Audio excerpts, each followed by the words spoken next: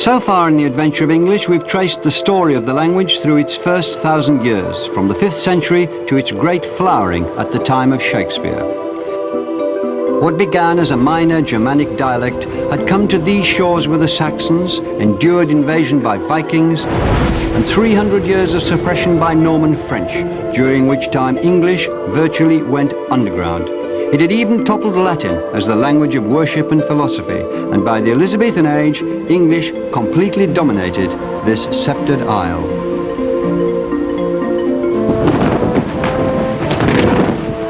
But now, the English language was about to leave Britain.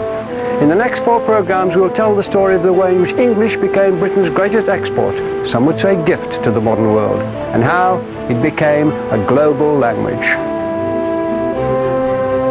We shall see how English travelled to India, where it encountered scores of other more ancient languages, including Sanskrit, which did much to mother our own tongue. Yet even at the end of our imperial rule in the mid-20th century, English remains in India as a major unifying tongue. We'll follow it to the West Indies, where new English dialects have been spawned, as rich and vigorous as the native ones used by Thomas Hardy and D.H. Lawrence. And to Australia, where once exiled English now reaches back to influence the youth of the mother country.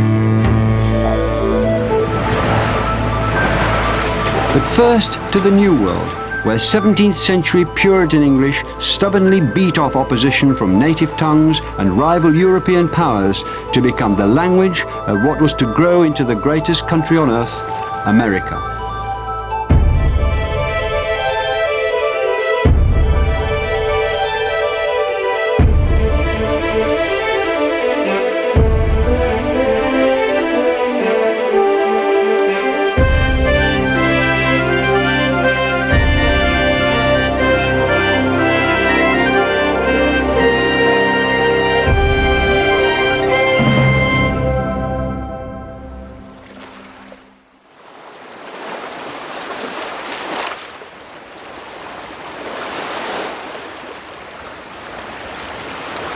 This was the newfound land.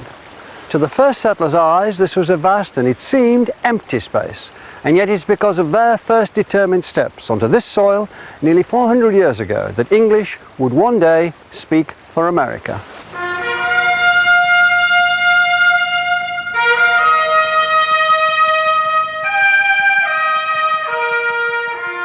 This is Plymouth Rock. It's literally the foundation stone of modern America. For this is the very spot where the Pilgrim Fathers landed in New England in November 1620. They came on the Mayflower. They were religious separatists, and they were here to create a new community where they could worship as they wished. They bound themselves to an oath, the Mayflower Compact, swearing to found a colony for the glory of God and the advancement of the Christian faith. They were, above all, people who lived by the word of God in English. They came from a hard-line Puritan religious tradition which had been persecuted and reviled. They'd been tortured and murdered for their faith in an English language Bible. And to them, that Bible, that language, meant life itself. They weren't the first people on the continent. Native Americans had been here for 30,000 years, and the woods and the plains rang with the sounds of hundreds of their languages. When the Pilgrim Fathers looked around them, instead of a new Eden, they saw what they described as a hideous and desolate wilderness, full of threat and danger. And for the season, it was winter. And they that know the winters of that country know them to be sharp and violent, and subject to cruel and fierce storms. Dangerous to travel to known places, much more to search an unknown coast.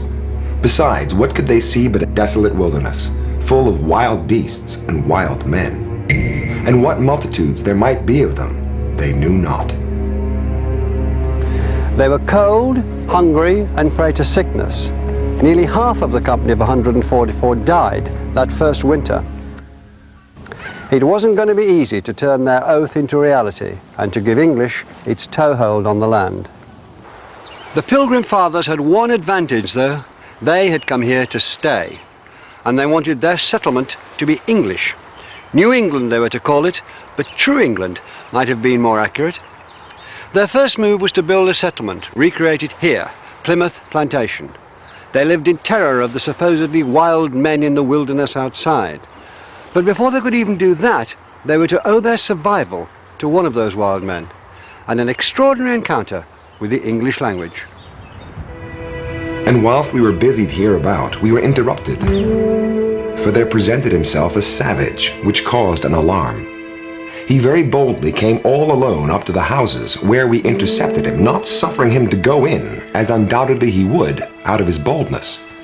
He saluted us in English, and bade us welcome. So, welcome was the first word spoken by a native that the Pilgrim Fathers understood. The man who'd come out of the wilderness had picked up some words from the English fishermen who worked the coast. Even more extraordinarily, he was able to introduce them to Tisquantum, or Squanto as he became known. He is the most important man in this chapter of the adventure of English. He'd been kidnapped by English sailors 15 years before, taken to London where he was trained to be a guide and interpreter and learned English. Then he managed to escape on a return visit. To the colonists, it must have seemed like a miracle. It was the most unlikely of all coincidences that they should have settled near the tribal home of the man who was almost certainly the only English speaker for hundreds of miles around. But for their extraordinary good fortune, the whole history of America might have been very different. For Squanto saved the colony, and who knows, gave America the English language. Squanto taught the settlers how to farm the unfamiliar land, and he got them through that terrible first New England winter. It's almost certain that without him, sickness and hunger would have wiped out the settlers. Against all odds, the English colony had been saved by an encounter with the English language. The adventure had planted its roots in American soil.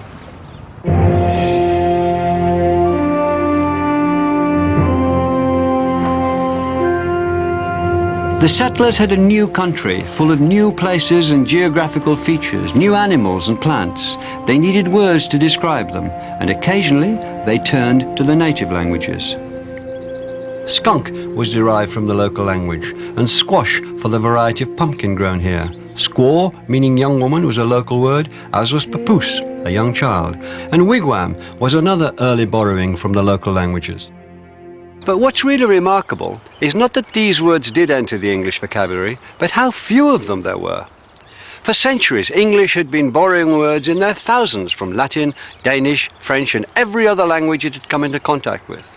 But here, faced with the richness of an entire continent, the English borrowed words not in thousands, but in handfuls. The writings of the Founding Fathers here run to thousands of pages, but contain less than a dozen borrowed Indian words. So why are there so few? In a strange new country, the English settlers may have taken great comfort in making the objects around them at least sound familiar.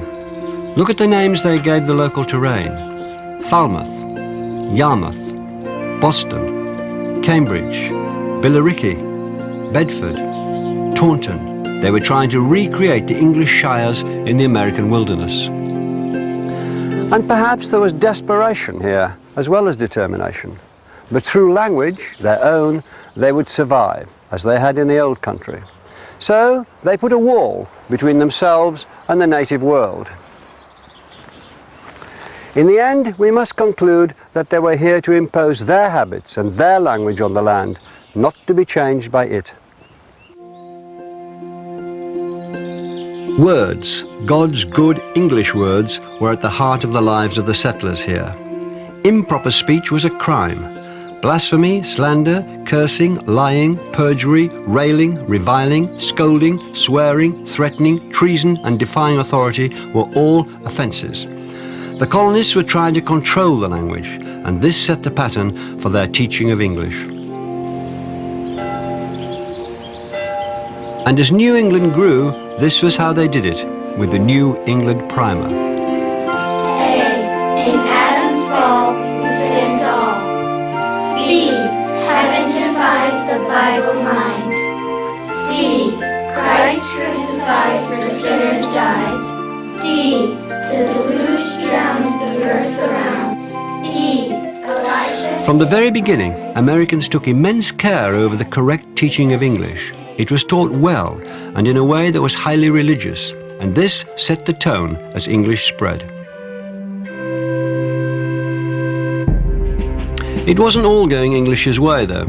Other European powers were jostling for influence in the New World.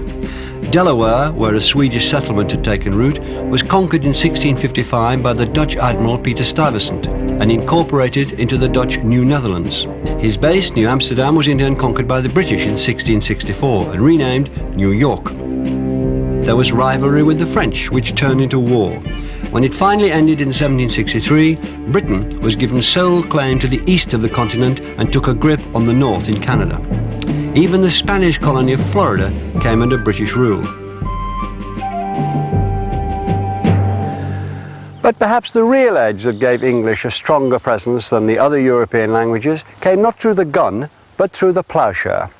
The Spanish, on the whole, concentrated on sending armies and priests to the New World and taking gold. The French were interested in sending fur trappers and trading with the natives. It was only the English who continued the spirit of the Pilgrim Fathers and came to stay. Persistence and sheer weight of numbers eventually ensured that English, not Spanish, Dutch or French, would be the language heard from the Atlantic coast to the Appalachian Mountains. But as English spread, it also started to develop a character of its own, to drift away from the language spoken in England. There was already the beginnings of the tomato-tomato problem. In some cases, meaning shifted. The English shop had become an American store. Lumber meant rubbish in the old country. To Americans, lumber was, and still is, cut timber. And haul came to mean to transport in a vehicle, not, as in England, to move by force. American English was also developing its own sound. The first settlers had come from various parts of England, each with its own regional accent. But no single accent dominated. As they talked to each other, the variety very quickly became a blend. To this day, there's only a tiny variation in accents across America compared to Britain, and the further west you go, the more true that becomes. By the middle of the 18th century, the absence of regional pronunciations and dialect words was being noted approvingly by upper-class British visitors, who regarded all such variations as vulgar. In 1764, Lord Gordon wrote, "The propriety of language here surprised me much. The English tongue being spoken by all ranks in a degree of purity and perfection surpassing any but the polite part of London." It's a sentiment that would be repeated again and again, that the Americans didn't just speak good English, they spoke it better than the English themselves.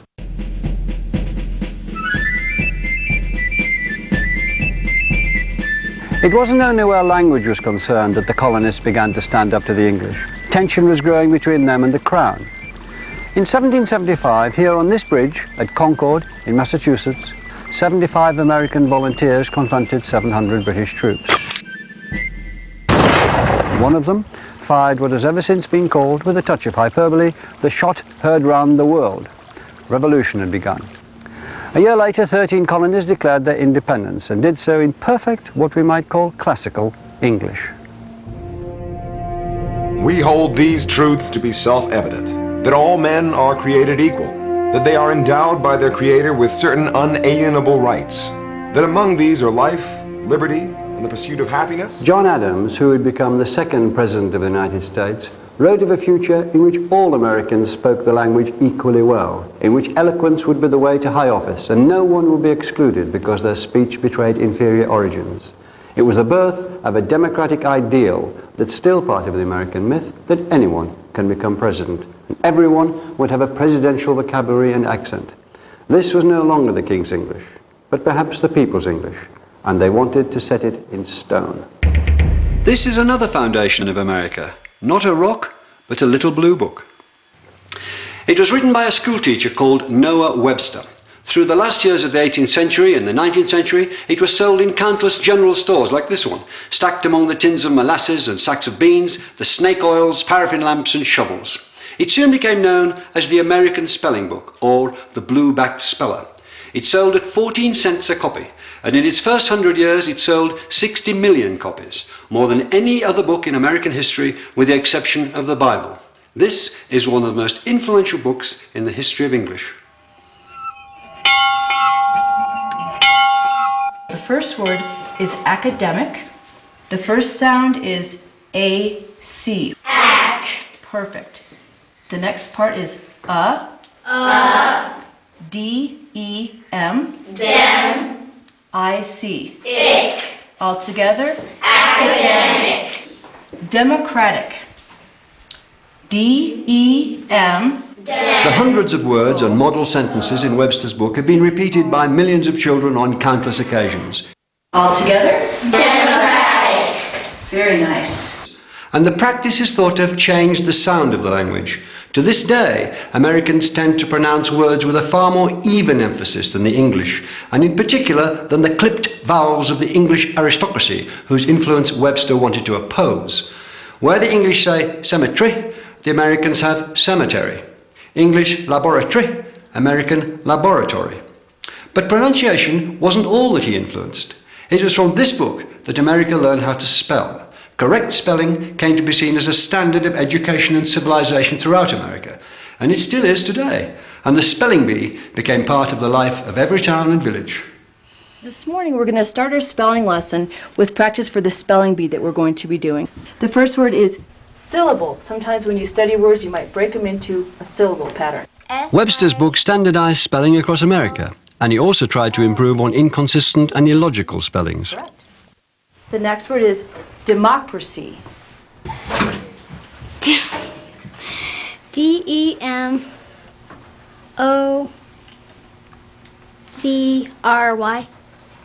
Under Webster's system, honor, color, and a score of similar words lost their U. Double letters were reduced to single ones, like the L in traveller or the G in wagon. ER replaced RE as the ending of theatre or centre. Defence with the C became defence with an S. Axe lost its E. Axe. A-X. Perfect. I see you've all been doing your homework. England had made the language, but America had begun to claim its future. By the 1820s, East Coast America was presenting itself confidently as the guardian of English, beating off vulgarity and fashion. There was even a cheeky motion proposed in the House of Representatives to invite the sons of the English aristocracy to come to America to learn how to speak properly. Americans felt they'd kept the English language pure for 200 years, so pure that they were still using words the English had dropped, words like a greenhorn, burly, deft, scant, talented, and likely. Americans still say sick to mean ill, not just nauseous. They say fall, meaning autumn, just as the English did once. And when Americans say I guess, they're using a form of words that would have been familiar to Chaucer, yes. And they denied that they were changing the language. When Webster published his groundbreaking American dictionary in 1828, he claimed that this, contained less than 50 terms that were new to the country. Here was America claiming to preserve English in all its past glories, to have erected a barrier against change and corruption. But they could no more exclude these natural developments in the language than the first colonists could hide behind their stockade from the world beyond. John Adams had predicted that America would drive the English language into a great future. His vision was prophetic. But the language would be very different from the measured East Coast tones that Adams had known. American English was going west and going wild.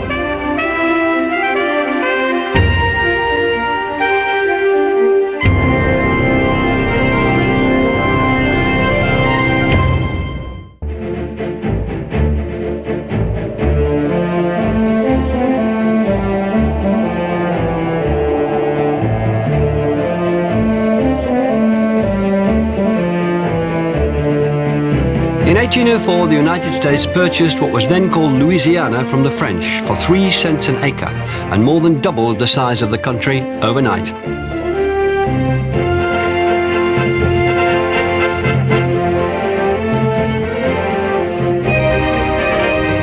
And these lands were nothing less than the whole American heartland, the great plains and prairies drained by the Mississippi River and its tributaries like the Missouri, Ohio, and Tennessee. It stretched all the way from New Orleans in the south to the Rocky Mountains and what is today the Canadian border in the north.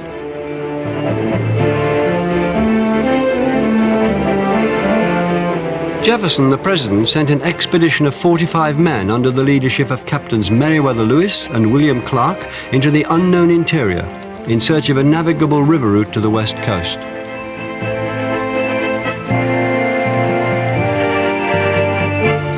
Lewis and Clark's expedition became one of the epic journeys in the history of exploration. It started here in St. Louis, on the great junction where the Mississippi and the Missouri rivers come together. Lewis and Clark were army-trained frontiersmen, backwoods specialists, and because Jefferson insisted on daily journals being kept, their expedition was recorded not in the Puritan language of faith, nor in Webster's urbane prose, but in the practical language of the frontier.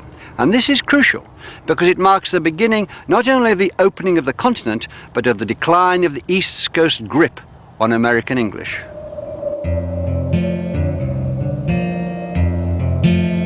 We finished butchering the buffalo, and on my return to camp, I trod within a few inches of a rattlesnake, but fortunately escaped his bite. We also passed another creek, and a very bad rapid which reached quite across the river. A female elk and its fawn swum down through the waves which ran very high, hence the name of Elk Rapids, which we instantly gave this place. Opposite to these rapids there is a high bluff, and a little above on the larboard, a small cottonwood bottom in which we found sufficient timber for our fires and encampment. These are words peculiar to America or in a peculiarly American use. In England, a creek is a tidal inlet. In America, it's broadened its meaning to cover all manner of streams. Adjectives turn into nouns, rapid into rapids. And bluff was coined here to describe flat cliffs. Rattlesnake was another of those descriptive combinations of English words, as was cottonwood. And elk is one of the words imported from England and applied to a different beast. Buffalo, though, had been an English word for over 2 centuries, imported from a Portuguese book about China. Lewis and Clark's journals include not Webster's 50 words peculiar to America, but over 2,000 of them. Most are names of objects, a great catalogue of flora and fauna and man-made items that were new to English eyes. Words like hickory, hominy, maize, moccasin, moose, opossum, pecan, persimmon, toboggan are derived from native languages, as well as more obscure words like kinnikinnick, a mixture of leaves for smoking, pemmican, a preserved mixture of meat, fat and berries, and tamarack, a kind of larch.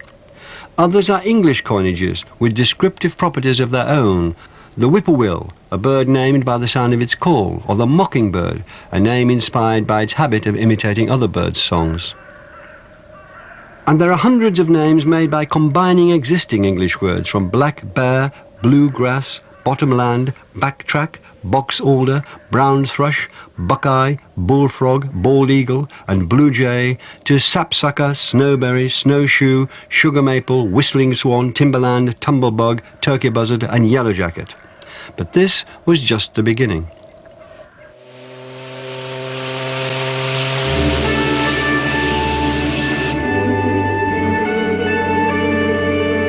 In the wake of Lewis and Clark, the great rivers became America's superhighways.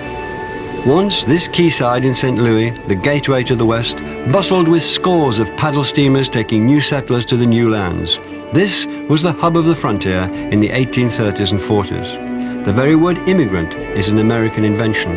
Vast migrations of people had never been a huge factor in the old world, but it was the defining experience of the new one. And new settlers brought new linguistic energies. The Pilgrim Fathers had come primarily from the south and east of England, but 2 centuries on, Americans were as likely to come from Scotland, escaping the aftermath of the Highland clearances, or from Ulster, often driven out by famine, high rents, religious intolerance, or simply looking for the chance to make a new and better life. As many as half the population of Ulster crossed the Atlantic, and many kept moving west. They became a major part of the rich mix of people who were creating a new American country and a new American voice.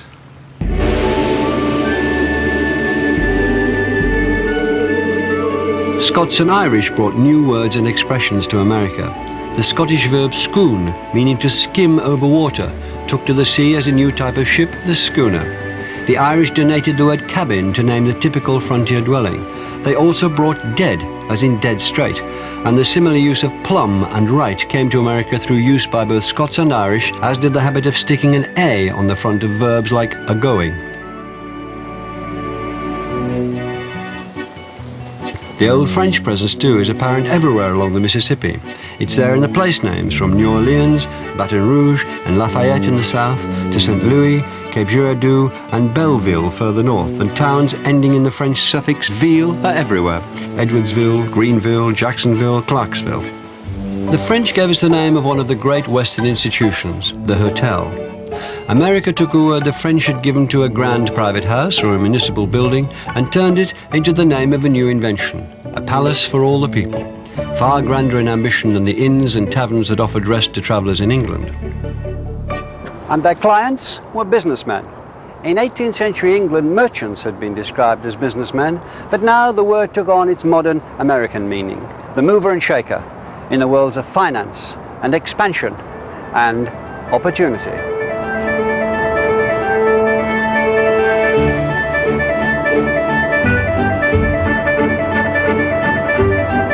The country was on the move and on the make. The river teemed with poor migrants, rednecks, who got their name from the way their necks were burnt by the sun as they bent to work in the fields. Because they couldn't afford the steamboat fare, they travelled on rafts, which they steered with oars called riffs, so they were known as the riffraff. On board boats like this one, richer travellers were in turn regarded as highfalutin because of the high fluted smokestacks that carried soot and cinders well away from those passengers, and also perhaps because of the stovepipe hats those dudes wore. They bestrode the Texas deck, the biggest on the boat. Ready to play?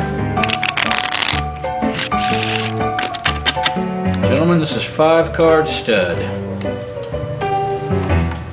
Gambling was a favourite activity among the riverboat passengers. Pass the buck and the buck stops here both come from such card games. The buck was a buckhorn-handled knife passed round to show who was dealing. And they're just the start of the phrases that American gamblers gave to the language in the middle of the 19th century. I'm assuming you have an ace, Deal became part of phrases like square deal, new deal, Sorry? fair deal, raw deal. Dealer will take 3. Big deal, no big deal. And raise it 3. I'll raise your bid, you bet, put up or shut up, and I'll call your bluff were all first heard around the card table. I'll call you. You have an ace up your sleeve, so you up the ante. Someone throws in his hand, but you keep a poker face. Now the chips are down, but the cards are stacked against you. Someone plays a wild card and scoops the jackpot. Sevens. They're kings. Nice. Cheers. Gambling and drinking spread across the West, no surprise there. This was a very different frontier from the original one at Plymouth, and nothing added more slang words and phrases to the language than alcohol. Barroom and saloon both entered the language, soon followed by bartender and set 'em up. Measures like a snifter, a jigger and a finger all came from the bars of America. And bootlegging comes from the practice of hiding a flat bottle of whiskey in the leg of a boot to be sold illegally to the natives. And there were literally hundreds of terms for drunk. Even before the Revolution, Benjamin Franklin listed 229 of them, minted in America, including, he's casting up his accounts, his head is full of bees, he sees the bears, he's cherry merry, he's womble-cropped, he's halfway to Concord, he's ate a toad and a half for breakfast, he's grotable, he's globular, he's loose in the hills, he's intoxicated, he's juicy, he clips the King's English, he sees 2 moons, he's nip-topsical, he's oiled, he's like a rat in trouble, he's double-tongued, he's trammelled, he's got the Indian vapors, he's out of the way, he's very weary. Teetotal was another word that came into the language from the Irish settlers, along with speakeasy, shillelagh and smithereens, yes indeedy and no siree, and later of course came on the wagon.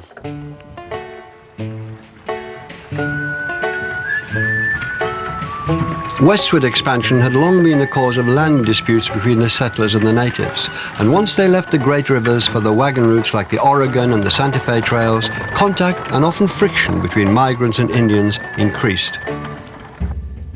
Many of the Indian words that had already come into English reflected this antagonism. Scalp, a good old English noun, had become a far more threatening verb as early as 1693.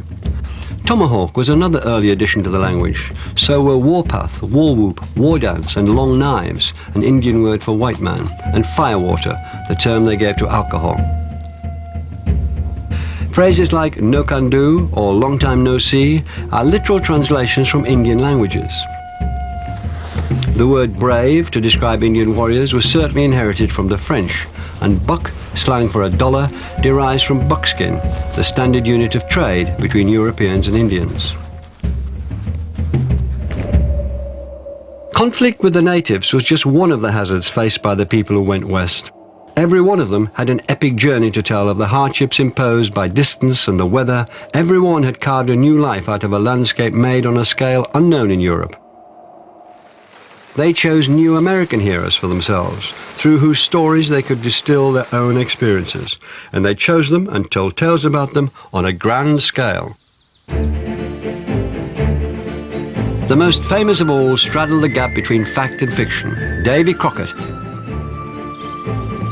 He was, as we know from the song, born on a mountaintop in Tennessee. He was the son of a veteran of the Revolution. He became a congressman, famous for his plain speaking, and he died defending the Alamo in Texas in 1836. He was as American as they came, and he became a legend, the king of the wild frontier, the hero of a series of paper-bound books telling exaggerated stories about him. This fictionalized Crockett was the first great exponent of a style of speech as big as the country, called tall talk. When he opened his mouth, he made the forest shake. These is times that come upon us like a whirlwind and an earthquake. They are come like a catamount at full jump. We are called upon to show our grit like a ball lightning against a pine log, to exterminate, mollify, and calumniate the foe. Pierce the heart of the enemy, cram his pesky carcass full of thunder and lightning like a stuffed sausage, and turtle him off with a red-hot poker. And while the stars of Uncle Sam and the stripes of his country wave triumphantly in the breeze, where is the craven, low-lived, chicken-bred, toad-hopping, red-mounted, bristle-headed mother son of ye who will not raise the beacon light of triumph, snouse the citadel of the aggressor, and squeeze ahead to liberty and glory? Confidence bred ornate Baroque words, shebang, shindig, and slumgullion, kaflop, kabang, and kathump. An American need not simply leave hurriedly, he could absquatulate or skedaddle. He didn't just use something up, he exflunkitated it. The language was hunky-dory, rambunctious, splendiferous. Its vigor was in speech, and that habit of coming up with vivid verbal images has left us with many that figure in everyday talk. It's not my funeral if you fly off the handle because you have a chip on your shoulder and an axe to grind. I won't sit on the fence and dodge the issue. I won't fizzle out. I won't crack up. No two ways about it. I'll knuckle down and make the fur fly. I'll go the whole hog and knock the spots out of you, and you'll be a goner. You'll kick the bucket. So face the music. You're barking up the wrong tree. You won't get the drop on me. I'm in cahoots with some people with the know-how. Keep a stiff upper lip and have the horse sense to pull up stakes, okay? Within 2 generations of the opening of Louisiana, the American language had been reborn. No legislator sitting in a library in one of the eastern states could have hoped to arrest its exuberant progress. It's a fact that the biggest author of the language is Anon. This was the democratic language that Adams had foreseen, but democracy meant that everyone threw in their 2 cents worth, and the old conservative values were trampled in the movement west. And never quicker than when gold was discovered in them thar hills.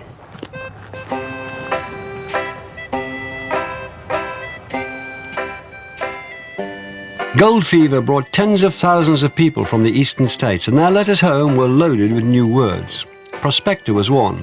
They wrote about how they'd staked their claim, about how they hoped that gold dust would pan out of the water that they were sieving, or they would strike it lucky or strike it rich and produce a bonanza, which came from the Spanish word for fair weather.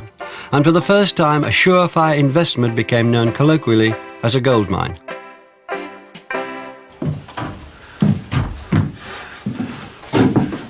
And the gold rush gave us 2 words that became far more famous in the 20th century. When a certain Levi Strauss started to make hard-wearing clothes for miners, he used a cloth called jean fustian, originally made in Genoa. Levi's and jeans have been as American as Stars and Stripes ever since. But other envious souls used to try to pass themselves off as the man who had such a simple but brilliant idea. And so he developed the habit of introducing himself to strangers as the real McCoy. He gave the world a catchphrase, and he also gave it the cowboy.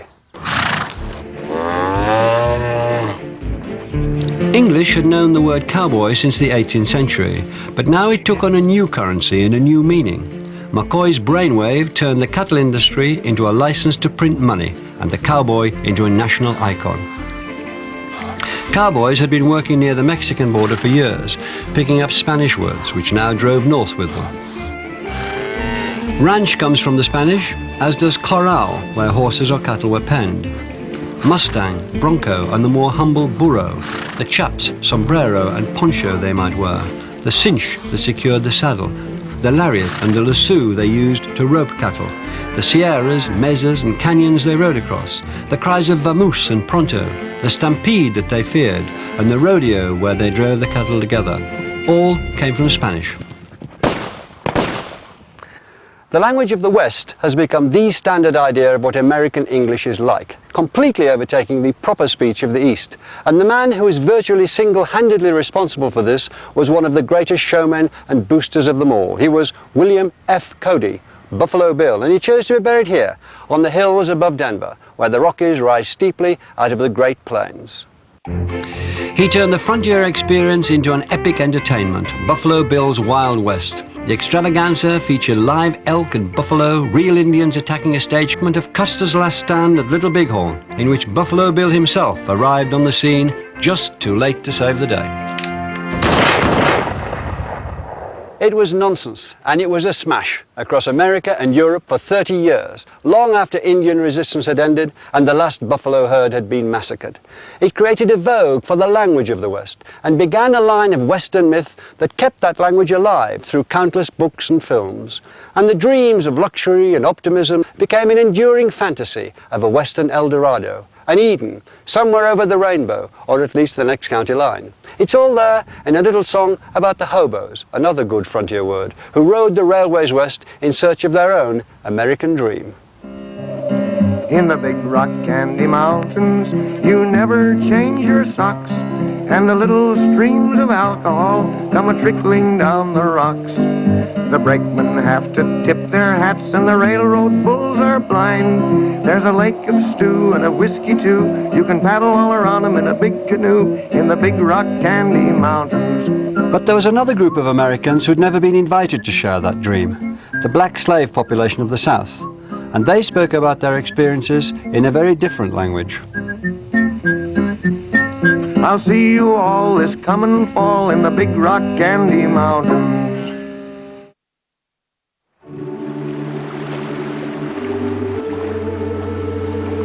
This is Sullivan's Island, a little patch of land in Charleston Harbor off the coast of South Carolina.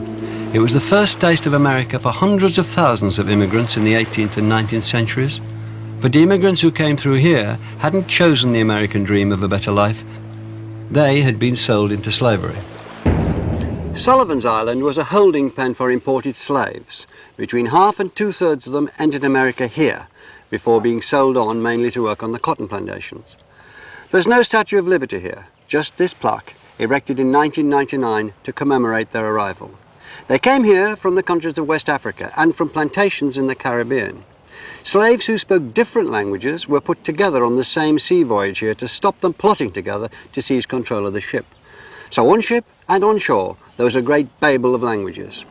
The slaves had to find a tongue in which to talk to one another and to their masters. It was English, but English very heavily influenced by African ways of talking. Then you all get home and put his board and get it all stuff in the sack. Yes, next thing you know, the man and knock on the door. Yes, sir.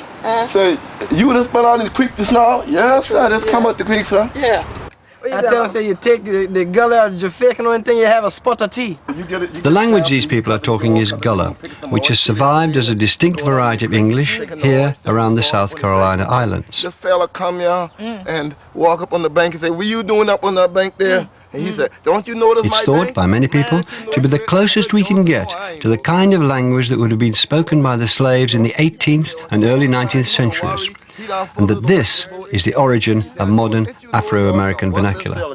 After John get off about 50 feet off, and John look over there, and he go on his boat, and he look, his boat done sank down. He start hollering, hey, help, help. John said, I ain't rough as shit.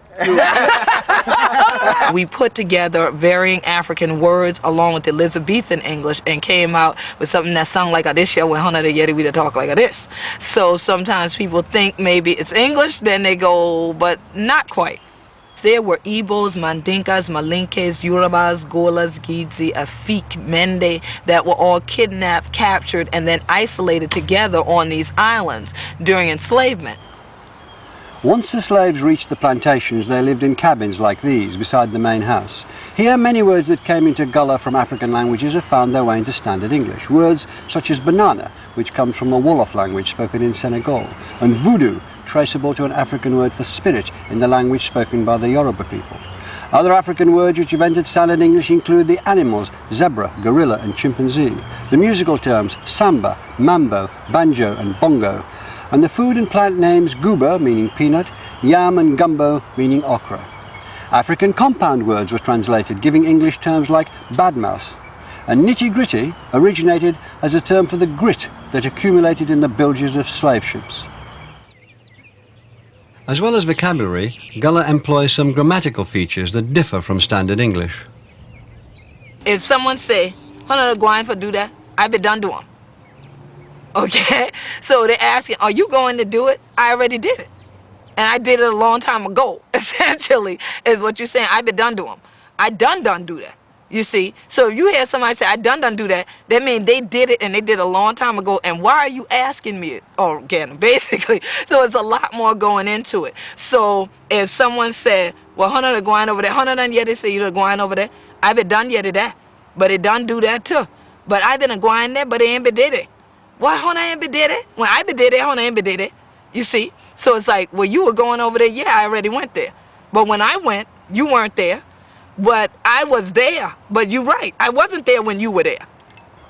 Phrases like these have a rich and economical expressiveness. In other ways, Gullah and other Black Englishes have stripped down their grammar. They drop verbs like is, use don't where standard English says doesn't, and omit the apostrophe and s that standard English uses as a sign of ownership. This kind of simplification is common when languages meet and emerge as a new hybrid. It's exactly what happened when Saxons and Danes dealt with each other in England in the 9th century and changed English grammar forever. But in this case, the changes were mistakenly taken by many white observers as evidence that black speakers just hadn't got the intelligence to speak the language properly, that they were simply trying and failing to copy white speech. In fact, they were adding to the language. Now listen, yeah, you know, some people say they're your friend and thing, but they always your friend. Like that bird rabbit, that boy know he ain't nothing to him. You hear what I say? That cutter was slow motion and that bird rabbit just as slick as him wanna be. But black speakers had their own tradition of performances that showed just how flexible and expressive their language was. They told stories, and they're still told today. And now Hong Tong come, and oh, I tell you, Brer Rabbit, he'll take off and lickety split. Brer Rabbit is a direct descendant of animal tricksters who feature in African folklore. I say, Brer Rabbit, you to tell the truth about Cutter? He said, yes, sir, ma'am. I say, you lie, ting, ain't no truth in you. Ain't no truth in you, no way. But folktales weren't the only thing that fueled dreams of freedom. With English, the slaves had learned Christianity. White society thought it would teach obedience.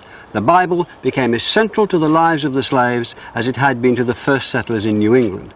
But the message they found in it wasn't obedience, it was liberty. Once again, the Bible in English became the book of freedom. Yeah, Jesus calling. Who now want for God?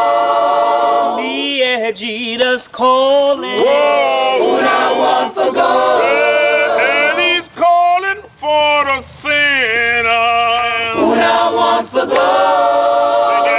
Oh, children, who now back for get ready? Jesus be coming back. Who now want for God?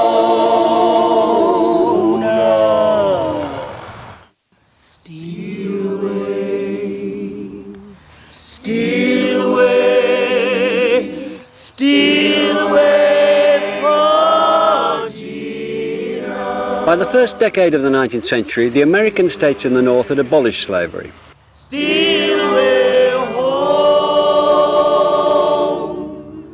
When the blacks of the South sang "Steal Away" or "One More River to Cross" or "Bound for Canaan Land," they were introducing new words and sounds into the language, and they were also singing not just about the next world, but about this one, about the hope of escaping to the North and to freedom.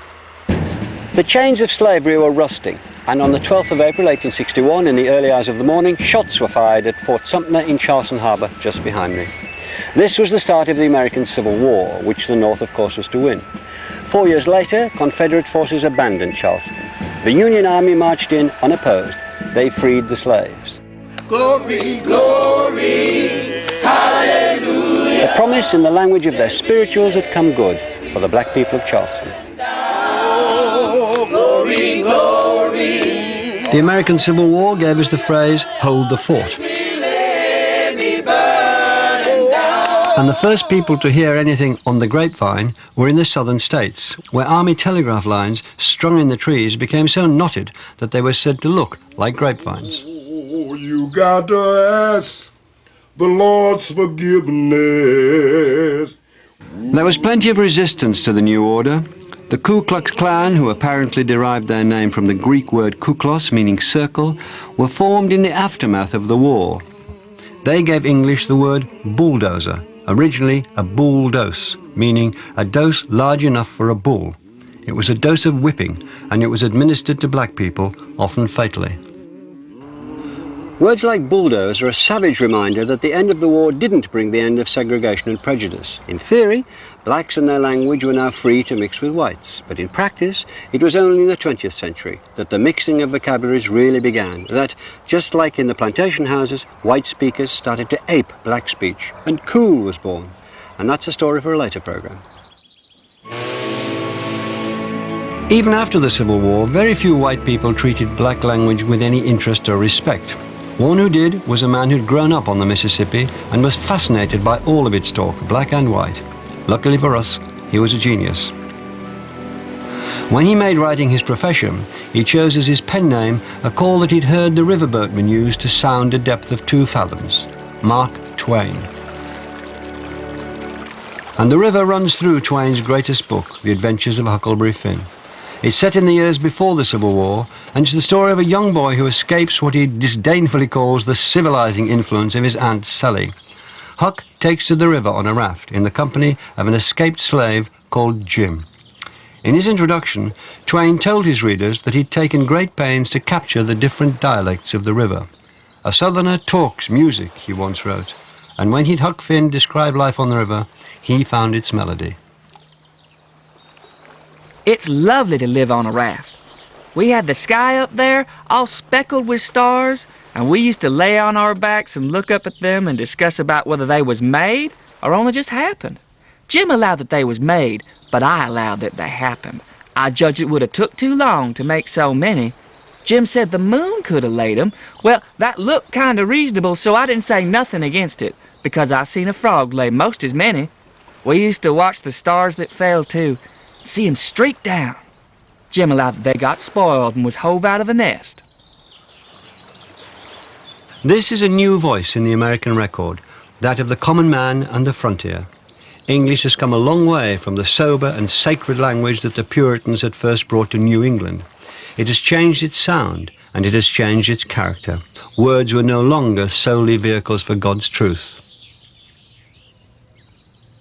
There were also words that offended. The East Coast wasn't yet ready to relinquish its self-appointed role as guardian of the language. Back here at Concord, the cradle of the Revolution, the civilized Aunt Sallies who sat on the Library Committee banned Huckleberry Finn for its vernacular language. It was, they said, couched in a rough, ignorant dialect, and that there was a systematic use of bad grammar and an employment of inelegant expressions. But though the Library Committee might call Twain's language vulgar, it couldn't ban the vigor of English that had grown up away from the East Coast, American English. Huck's closing words defied their attempt to control it. There ain't nothing more to write about, and I am rotten glad of it, because if I'd have known what a trouble it was to make a book, I wouldn't have tackled it and ain't a-going to no more. But I reckon I got a light out for the territory ahead of the rest. 'Cause Aunt Sally, she's gonna adopt me and civilize me, and I can't stand it. I've been there before.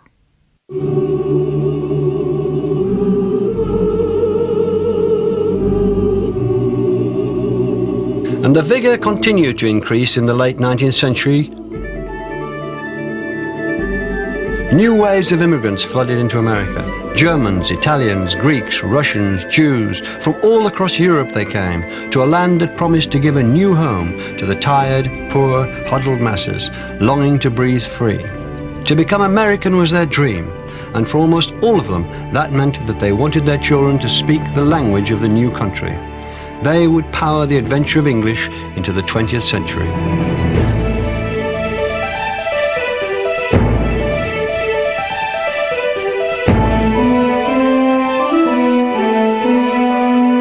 The Adventures of English is available as a DVD, audiobook and book at Dymocks and a DVD at JB Hi-Fi.